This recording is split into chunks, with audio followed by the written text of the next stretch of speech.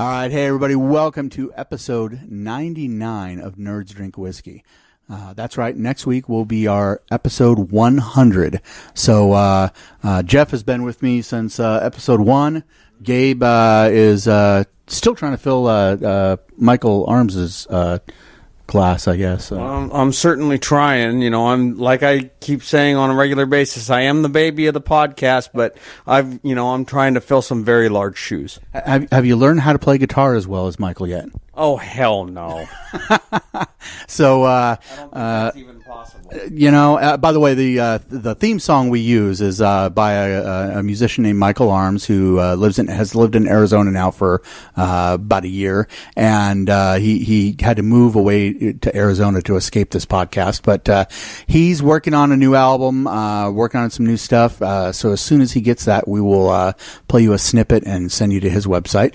But we were gifted people are actually giving us whiskey now. And by the way, gifts of whiskey are always welcome. So, Wiggly Bridge Distillery in Maine. This is 86 proof. It's a small barrel bourbon. But yet they spell whiskey, like those people from the other side of the pond. They forgot the E. So, but anyways, and we're going to pair it, with, some cheese. Some people like a little wine with their cheese. We like a little cheese with our whiskey. I don't know, but you brought the cheese. Scott Adams from Spike and the Impalers. He's a saxophone and keyboard player.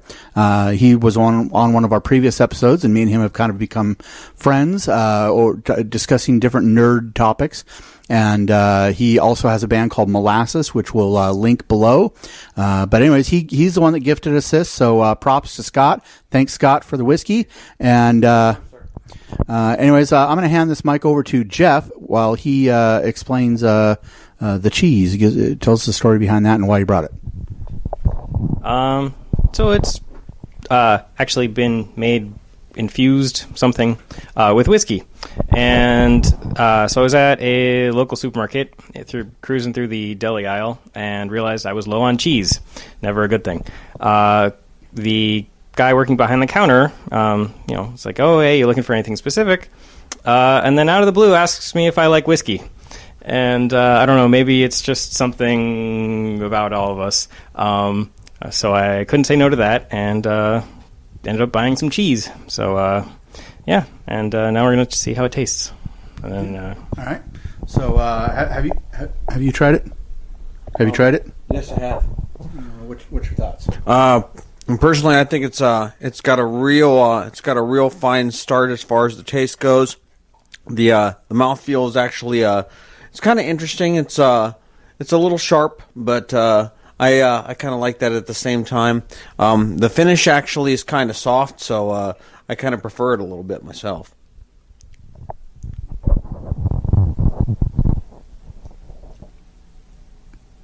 Yeah, it's weird. It's usually you have a bite with the finish, but like the mouthfeel is very smooth. Here, the mouthfeel has a bite to it.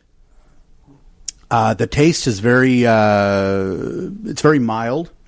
Not a real strong taste to it, but the finish is very easy, very smooth. So I don't know.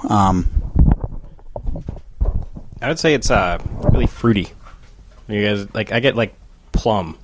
That's kind of like the like if you made. I kind of see what you're saying. Yeah, so like this has got a lot of like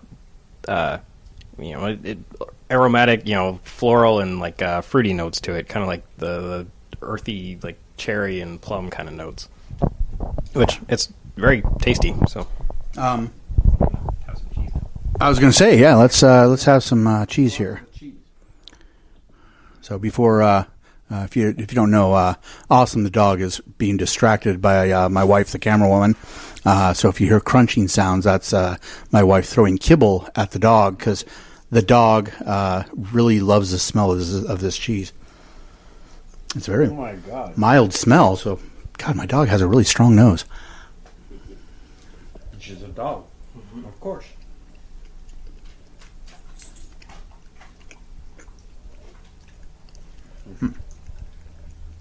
Let's try a little pairing here.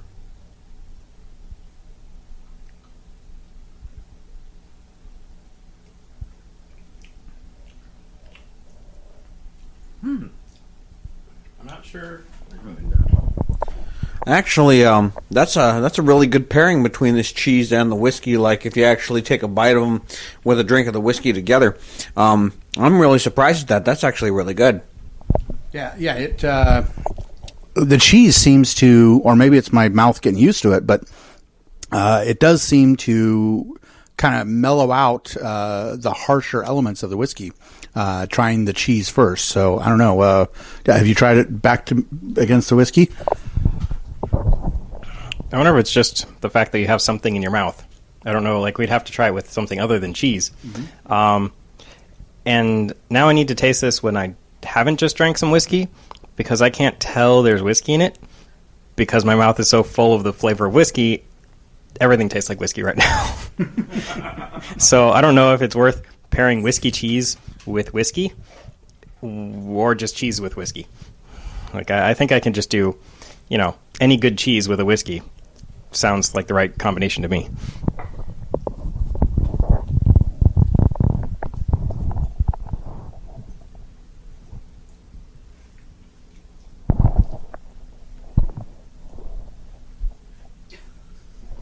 Took a rather big gulp of that whiskey, I think. So, it's and I took a big gulp to kind of see. Okay, well, if I have instead of having our slogan is, always sip, never slam. But I was trying to see if if I had a bigger bite, how would that affect? Would that kind of overpower the cheese, and how much would it overpower? It's a really interesting. I think we might have to try some other cheeses because other than meat.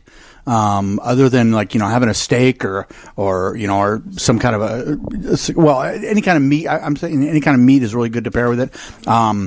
I still have not really gotten too excited about cigars. I don't know. The things that we've done are paired it with cigars and paired it with meats. Yeah. We haven't done any pairings with other edibles. Yeah. I tried ice cream, not as part of the show, and it was kind of okay, I guess. I have done. So I bought the brown sugar bourbon from which distillery? Heritage. And that one's really good with ice cream, but it's halfway to dessert already, especially ice cream and apple pie. Yeah. So there are, but that's specifically that bourbon because it's already a dessert bourbon. So as far as in general, I think cheese would go great with whiskey in general. Although really, I think it's the other way around, and whiskey goes good with lots of things. Yeah, it does. So, all right. Well, before we go, I'd like to say a few words about Freshly. If you need some food to take to work with you, and you need it to be convenient to take to work, you need to, when it's time for lunch or dinner at work, you need to be able to just stick it in the microwave for 3 minutes and have a really delicious meal. I compare it to the quality of like a visit to Applebee's or like Olive Garden or a place like that, Outback Steakhouse. It's as good as that, but it's something you can actually bring to work. So follow the link down below and try out some Freshly and help this website out, and make sure to bring a knife because it is real food, it is real meat, and you will need to cut the meat. So try Freshly, help this website out, and be looking for our next week where it's our 100th episode, and we're going to invade an event by our friends at Seesaw, and I think we'll offend a great many people because there's something I know about the event you guys might know too, that is going to offend many of our viewers, and so feel free to get ready to comment below. Anyways, see you next week. Nerds Drinking Whiskey.